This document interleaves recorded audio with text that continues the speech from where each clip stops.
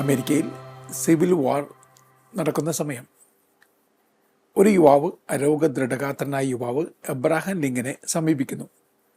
അയാൾ പറയുന്നു, I want to die for America, so send me to the battle field. അമേരിക്കയ്ക്ക് വേണ്ടി മരിക്കണം, അതുകൊണ്ട് എന്നെ യുദ്ധക്കളത്തിലേക്ക് പറഞ്ഞു വിടുക. ലിങ്കൻ അദ്ദേഹത്തെ സ്വീകരിച്ചു. യുദ്ധക്കളത്തിലേക്ക് പറഞ്ഞു വിട്ടില്ല, ഓഫീസ് സെക്രട്ടറി ആയിട്ട് നിയമിച്ചു. ഇദ്ദേഹത്തിന് സങ്കടമായി. ഇദ്ദേഹം പറഞ്ഞു, I want to die for America, I want to die for you. അങ്ങേക്ക് വേണ്ടി മരിക്കാൻ ആഗ്രഹിക്കുന്നു, അമേരിക്കയ്ക്ക് വേണ്ടി മരിക്കാൻ ആഗ്രഹിക്കുന്നു. So send me to the battle field, എന്നെ അയക്കുക, യുദ്ധക്കളത്തിലേക്ക് അയക്കുക. ലിങ്കൻ ചെറുചിരിയോടുകൂടി പറഞ്ഞത്രേ, I want people to live for America, not to die for America. അമേരിക്കയ്ക്ക് വേണ്ടി മരിക്കാനല്ല, ജീവിക്കാനാണ് എനിക്ക് ആളുകളെ വേണ്ടത്. Because living for something is much more difficult than dying for something. സത്യമല്ലേ? അദ്ദേഹം പറഞ്ഞത്, എന്തിനൊക്കെയോ വേണ്ടി ജീവിക്കുന്നതാണ് മരിക്കുന്നതിനേക്കാളും ബുദ്ധിമുട്ട്. ശരിയല്ലേ? നിങ്ങൾ ആർക്കെങ്കിലും വേണ്ടി മരിക്കാന്നൊക്കെ തീരുമാനം എടുത്തു കഴിഞ്ഞാൽ അങ്ങ് മരിച്ചാൽ മതി. പക്ഷേ ഒരാൾക്ക് വേണ്ടി ജീവിക്കുക എന്ന് പറഞ്ഞാൽ ഓരോ നിമിഷവും നിങ്ങൾ നിങ്ങളെ തന്നെ കൊല്ലേണ്ടി വരും. ആലോചിച്ച് നോക്കുക, ഒരൊറ്റ മിനിറ്റ് കൊണ്ട് നിങ്ങളെ തന്നെ കൊല്ലാൻ പറ്റും ശാരീരികമായിട്ട്. പക്ഷെ ഒരാൾക്ക് വേണ്ടി ഓപ്റ്റ് ചെയ്ത് ജീവിക്കുക എന്ന് പറഞ്ഞാൽ നിമിഷം നിങ്ങൾ നിങ്ങളെ തന്നെ കൊല്ലുകയാണ്. അങ്ങനെ വേണ്ടി വരും. ആ മരിക്കലിൽ ഒരു ജീവിതം നിങ്ങൾ കണ്ടെത്തുകയാണ്. ശരിക്കും സ്നേഹം എന്ന് പറഞ്ഞു കഴിഞ്ഞാൽ അതൊക്കെ തന്നെയല്ലേ? ആലോചിച്ച് നോക്കുക, 3 ഇംഗ്ലീഷ് ലെറ്ററുകൾ എല്ലിൽ തുടങ്ങുന്ന ലിവ്, ലവ്, ലീവ്. അതാണ് ജീവിതം. സ്നേഹിക്കുക എന്ന് പറഞ്ഞാൽ ലീവ് ചെയ്യാൻ കൂടി ഒരുങ്ങുക എന്നുള്ളതാണ്. ഇപ്പം ലവ് ചെയ്യുക, ലീവ് ചെയ്യുക, ഇതൊക്കെ കൂടി ചേർന്നാണ് ജീവിതം എന്നൊക്കെ പറയുന്നത്. അത് മനസ്സിലാക്കിയെടുക്കാൻ സാധിക്കുക എന്നുള്ളതാണ് ജീവിതത്തിലെ വളരെ പ്രധാനപ്പെട്ട കാര്യം. അതുകൊണ്ട് എന്നെ കേൾക്കുന്ന പ്രിയപ്പെട്ട സുഹൃത്തെ, വെറുതെ ഉള്ളിലേക്ക് നോക്കിയിട്ട് ഉൾവട്ടത്തിൽ സ്വയം കണ്ടറിയാൻ ശ്രമിക്കണം. എന്നിട്ട് ചോദിക്കണം, ഞാൻ ആവശ്യത്തിന് ആരെങ്കിലുമൊക്കെ സ്നേഹിക്കുന്നുണ്ടോ? MTയുടെ ഒരു കഥാപാത്രം പറയുന്നുണ്ട്, ജീവിതകാലത്ത് നിങ്ങൾ ഒരൊറ്റ ആളെ സ്നേഹിച്ചിട്ടുള്ളൂ, നിങ്ങളെ മാത്രം. സത്യമല്ലേ? നമ്മളെ മാത്രം സ്നേഹിച്ചിട്ടുള്ളൂ. പഴയ കവിതയിൽ അവനവൻ കടമ്പ കടക്കുന്നതിനെക്കുറിച്ച് പറയുന്നുണ്ട്. നമ്മളുടെ ഏറ്റവും വലിയ കടമ്പ അവനവൻ കടമ്പയാണ്. അവനവനിൽ തന്നെ കുടുങ്ങിക്കിടക്കുകയാണ്. അതൊരു കംഫർട്ട് സോണാണ്. നിങ്ങൾ വലിയ വാചാലമായിട്ട് പറയുന്നുണ്ട്, ഞാൻ ഒരുപാട് പേരെ സ്നേഹിക്കുന്നുണ്ട്. എൻ്റെ പ്രിയപ്പെട്ട സുഹൃത്തെ, സത്യമായിട്ട് ആരെങ്കിലും ആത്മാർത്ഥമായിട്ട് സ്നേഹിച്ചിട്ടുണ്ടോ? നമ്മളെക്കാൾ കൂടുതലായിട്ട് ആരെങ്കിലും സ്നേഹിച്ചിട്ടുണ്ടോ? അപ്പോൾ നൽകലിൻ്റെ സുവിശേഷം എന്തെന്ന് ആദ്യം മനസ്സിലാക്കുക. ഒരാൾ കുഴിയിൽ വീണപ്പോൾ അയാൾ രക്ഷിക്കാൻ പലരും ശ്രമിക്കുന്നുണ്ട്, പക്ഷേ അയാളെ രക്ഷിക്കാൻ പറ്റുന്നില്ല. അവസാനം ഒരു മനുഷ്യൻ വളരെ കൂളായിട്ട് അയാളെ രക്ഷിച്ചു. ഞങ്ങൾക്ക് ആൾക്ക് സാധിക്കാത്ത കാര്യം നിങ്ങൾക്ക് ഇങ്ങനെ സാധിച്ചു. അപ്പോൾ രക്ഷിച്ച ആൾ പറഞ്ഞു, നിങ്ങളെല്ലാവരും ചെന്നിട്ട് കൈ താ എന്ന് പറഞ്ഞപ്പോൾ അയാൾ ആരുടെ പിശുക്കനാണ്. അയാളുടെ കൈ തരാൻ അയാൾ തയ്യാറല്ല.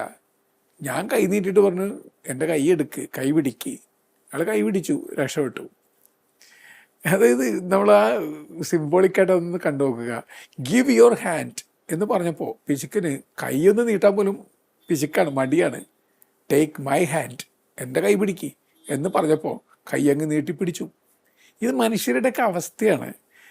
നമ്മളുടെ ചാകാൻ കിടക്കുമ്പോൾ പോലും എനിക്കെന്ത് കിട്ടിയെന്ന് ചിന്തിക്കുന്ന മനുഷ്യരുണ്ട്. ഒരാൾ മരണക്കിടക്കയിലാണ്. അയാൾ മക്കളെ ഓരോരുത്തരായിട്ട് വിളിച്ചുകൊണ്ടിരിക്കുകയാണ്. അന്തോണി എവിടെ, തോമസ് എവിടെ? അയാൾ ചോദിക്കുകയാണ്, മൂത്ത മോനെവിടെ? അവൻ പറഞ്ഞു, അപ്പ ഞാനിവിടെ ഉണ്ടപ്പ. ഇളയ മോനെവിടെ? അപ്പ ഞാനിവിടെ ഉണ്ടപ്പ. നടുക്കത്തവനെവിടെ? ഞാനിവിടെ ഉണ്ടപ്പ. ഇയാൾ പെട്ടെന്ന് കോപാക്രാന്തനായി. മരിക്കാൻ കിടക്കുന്ന ആളാണ്, അവസാനത്തെ ശ്വാസം വലിക്കുന്ന ആളാണ്. ആൾ പറഞ്ഞു, ഏട്ടാ എല്ലാവരും ഇവിടെ വന്ന് നിന്ന് കഴിഞ്ഞാൽ കടയിലെ കച്ചവടം ആര് നോക്കും? ആരാടെ കടയിൽ നിൽക്കണത്? ഇതാണ് നമ്മുടെ അവസ്ഥ. നമ്മളൊക്കെ അങ്ങനെയാണ്. എന്താണ് കിട്ടിക്കൊണ്ടിരിക്കുന്നതെന്ന് ചിന്തിച്ചുകൊണ്ടിരിക്കുകയാണ്. അപ്പോൾ നൽകലിൻ്റെ സുവിശേഷം, the twist of your wrist എന്ന് പറയാറുണ്ട്. അതായത് നിങ്ങളുടെ കൈ ഇങ്ങനെ എടുക്കുന്ന കൈ, ഇതാ തരൂ എന്ന് പറഞ്ഞ് നീട്ടിക്കൊണ്ടിരിക്കുന്ന കൈ നൽകുന്ന കൈയായിട്ടൊന്ന് ട്വിസ്റ്റ് ചെയ്യുമ്പോൾ അപ്പോഴല്ലേ നിങ്ങൾ മനുഷ്യരായി മാറുക. എനിക്കെന്ത് കിട്ടി എന്ന് ചിന്തിക്കാതെ ഞാൻ എന്ത് നൽകിയെന്ന് എപ്പോഴെങ്കിലും ചിന്തിച്ചിട്ടുണ്ട? നമ്മുടെ കംപ്ലൈൻറ്റ് എന്താണ്? എനിക്ക് എൻ്റെ അപ്പനും അമ്മയും ഒന്നും തന്നില്ല, എൻ്റെ സഹോദരങ്ങൾ വേണ്ടത്ര തന്നില്ല, എൻ്റെ ജീവിത പങ്കാളി തന്നില്ല, മക്കൾ തന്നില്ല. നിങ്ങൾ തരാത്തതിനെ കുറിച്ച് നിങ്ങൾ പരാതി പറഞ്ഞുകൊണ്ടിരിക്കുന്നത്, ലിസ്റ്റ് ഉണ്ടാക്കിക്കൊണ്ടിരിക്കുകയാണ്. എനിക്ക് ലഭിക്കാതെ പോയ സൗഭാഗ്യങ്ങൾ. ഈ ലിസ്റ്റ് ഉണ്ടാക്കുന്നതിനിടയിൽ പ്രിയപ്പെട്ട സുഹൃത്തെ, നിങ്ങൾ എന്ത് നൽകി? ഏതൊരു അമേരിക്കൻ പ്രസിഡന്റ് പറഞ്ഞല്ലോ, അമേരിക്ക നിങ്ങൾക്ക് എന്ത് നൽകിയെന്നല്ല നിങ്ങൾ ചിന്തിക്കേണ്ടത്, നിങ്ങൾ അമേരിക്കയ്ക്ക് എന്ത് നൽകി? ജീവിതത്തിന് നിങ്ങളെന്ത് നൽകി? ജീവിതം നിങ്ങൾക്ക് എന്ത് നൽകിയെന്നതിനേക്കാൾ പ്രധാനപ്പെട്ട ചോദ്യം അതല്ലേ? ആ ചോദ്യത്തിന് ഉത്തരം ഒന്ന് കണ്ടെത്തി നോക്കുക. നൽകിക്കൊണ്ടേയിരിക്കുന്ന മനുഷ്യരുണ്ട്. നിങ്ങളുടെ മാതാപിതാക്കളെ തന്നെ ഓർത്ത് നോക്കുക. അവരുടെ ദാനമല്ലേ ഈ ജീവിതം എന്ന് പറയുന്നത്. ആ ദാനബോധമെങ്കിലും നമുക്കുണ്ടാവും. അവർ മുറിച്ച് നൽകിയത് കൊണ്ടല്ലേ നിങ്ങൾ എടുത്തു ഭക്ഷിച്ചത്. ചിന്തിച്ചു നോക്കുക. 2 പെൺമക്കൾ ചേർന്ന് അമ്മയുടെ മൃതദേഹം കുളിപ്പിക്കുകയാണ്. 2 പേരും പൊട്ടിക്കരഞ്ഞു പോകുന്നുണ്ട്. മൂത്തവൾ പറഞ്ഞു, നമ്മുടെ അമ്മ, നമ്മുടെ പൊന്നമ്മ എത്ര പ്രാവശ്യം നമ്മളിങ്ങനെ കുളിപ്പിച്ച് ഒരുക്കി പൗഡർ ഇടിപ്പിച്ച് പൊട്ട് തൊടിയിപ്പിച്ച് സുന്ദരികളാക്കി ഇങ്ങനെ കൊണ്ടുനടന്നിരുന്നു. അപ്പോൾ രണ്ടാമത്തോൾ പറഞ്ഞു, നമ്മുടെ അമ്മയെ നമ്മൾ ഇതുപോലെ എപ്പോഴെങ്കിലും ഒരുക്കിയിട്ടുണ്ടാ? നമ്മൾ ഒരുക്കപ്പെട്ടവരാണ് നമ്മൾ, പക്ഷെ അമ്മയെ ഒരിക്കലും ഒരുക്കിയിട്ടില്ല. അമ്മ നമ്മളെ എപ്പോഴും മിടുക്കികളാക്കി, നമ്മളോ ഒന്നും ചെയ്തിട്ടില്ല. അപ്പോൾ മൂത്തോൾ പറഞ്ഞു, ശരിയാണ്, അമ്മ തന്ന് തീർത്തു, നമ്മൾ തിന്ന് തീർത്തു. അതാണ് വ്യത്യാസം. പ്രിയപ്പെട്ട ആളുകൾ തന്ന് തീർത്തു, നമ്മൾ തിന്ന് തീർക്കുകയാണ്. ഈശോ മുറിക്കപ്പെട്ട അപ്പമായിരുന്നു, നമ്മൾ ഒടുക്കത്തെ വിശപ്പും ഒടുങ്ങാത്ത ദാഹവുമാണ്. അതാണ് വ്യത്യാസം. ഈ അപ്പമായിരിക്കുന്ന ആൾ തന്ന് തീർത്തു, വിശപ്പായിരിക്കുന്ന ആൾ തിന്ന് തീർത്തു. എന്നാണ് വിശപ്പ് അപ്പമായി മാറുക? അപ്പോഴല്ലേ ഒരാൾക്ക് വിശുദ്ധി ഉണ്ടാവുക. അപ്പോൾ നൽകലിൻ്റെ സുവിശേഷത്തെക്കുറിച്ച് പ്രിയപ്പെട്ടവരെ ഒന്ന് ചിന്തിക്കുക. ഇനി ഞാൻ വെറുതെ പ്രാസമപ്പിച്ച് കുറേ കാര്യങ്ങൾ പറയുകയല്ല. യഥാർത്ഥ ജീവിതത്തിൽ ഓരോ ദിവസവും എന്തെങ്കിലും നൽകിയിട്ടേ ഞാൻ ഉറങ്ങാൻ പോകൂ എന്നൊന്ന് ചിന്തിച്ചു നോക്കുക. ഒരു കരുണയുടെ ഒരു വാക്കായിരിക്കാം, ഒരു സ്പർശമായിരിക്കാം, ഒരു നോട്ടമായിരിക്കാം. ഇതൊക്കെ നിങ്ങൾ സ്വർഗത്തെ ഒരാൾക്ക് കൊടുക്കുന്ന അനുഭവമാണ്. അത് എന്താ ചിന്തിക്കാത്തത്? പണമൊന്നുമില്ലെങ്കിലും ഒരു പുഞ്ചിരിയെങ്കിലും സമ്മാനിക്കാൻ പറ്റുമല്ലോ. വല്ലാതെ വിഷമിച്ചിരിക്കുന്ന ഒരു മനുഷ്യൻ്റെ തോളത്തൊരു തലോടൽ അയാൾക്ക് ജീവിതം തിരികെ കിട്ടുകയാണ്, അയാൾക്ക് പുലരിവട്ടം തിരികെ കിട്ടുകയാണ്, അയാളുടെ മുന്നിൽ പാത തെളിഞ്ഞു വരികയാണ്. അങ്ങനെയൊക്കെ ചെയ്യാൻ എല്ലാവർക്കും പറ്റില്ലേ?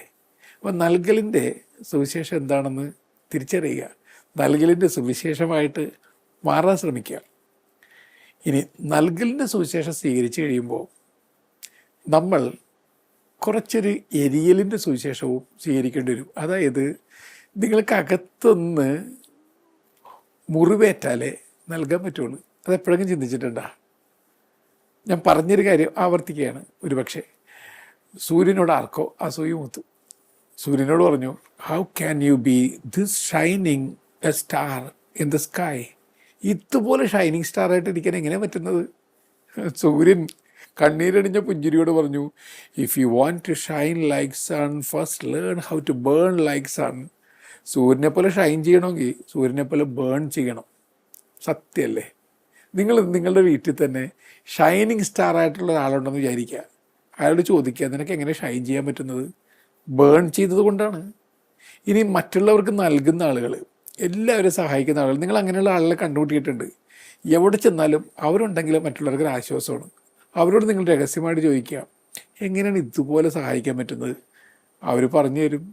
എൻ്റെ ഉള്ളിൽ ഒരുപാട് നൊമ്പരങ്ങളുണ്ട്, ഒരുപാട് സങ്കടങ്ങളുണ്ട്. വോണ്ടഡ് ഹീലറാണ്. അകത്ത് മുറിവുള്ളതുകൊണ്ടാണ് മറ്റുള്ളവരുടെ വേദന മനസ്സിലാക്കാൻ പറ്റുന്നത്. അതുകൊണ്ട് സ്വന്തം മുറിവ് മറന്ന് മുറിവുണക്കിയായിട്ട് മാറുകയാണ്.